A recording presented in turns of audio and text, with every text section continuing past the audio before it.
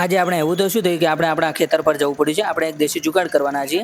જે લીંબુડીના ફૂલ જરી જાય છે એના માટે આપણે દેશી જુગાડ કરવાનું છે. એની દવા આપણે કોઈ દુકાનમાં નથી લાવવાની, આપણે ઘરે જ આપણે એની દવા કરી શકીએ છીએ. જેમ કે આ લીંબુડી છે જેના ફૂલ આપણે નીચે જરી જાય છે. મિત્રો રામ રામ ભાઈઓ, આ લીંબુડી છે એની આપણે દેશી જુગાડ કરવાની છે. એક લસણની કળી લઈ લેવાની છે અને સાફ ધોઈ નાખવાની છે. અને આ દવા છાંટવાનો પંપ છે એ પંપમાં આપણે લેવાનું છે. અને આપણે લસણની કળી હવે આપણે ધોઈ નાખીશું અને એને ખોંડી પારો હોય કોઈ તો મિક્સર હોય તો એમાં દળી નાખવાની છે. અને એના અંદર પછી આપણે પાણી નાખવાનું છે. જો આપણે લસણની કળી છે જેને ફટાફટ આપણે વાટી નાખીશું અને એમાં હવે થોડું પાણી એડ કરીશું.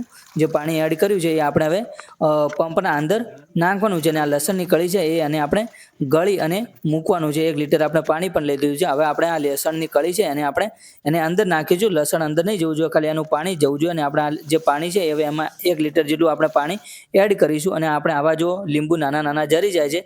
હવે આ દવાથી આપણે લીંબુ નહીં જરે, એના ફૂલ પણ નહીં જરે. જો મિત્રો હવે આપણે આવી દવા લઈ અને ફટાફટ એમાં આપણે છાંટી નાખવાની છે, જેનાથી આપણે જે પણ ફૂલ આવતા હશે એ ફૂલ આપણે નહીં જરે અને સારી રીતે આપણા લીંબુડીનો વિકાસ થઈ શકે છે. આભાર.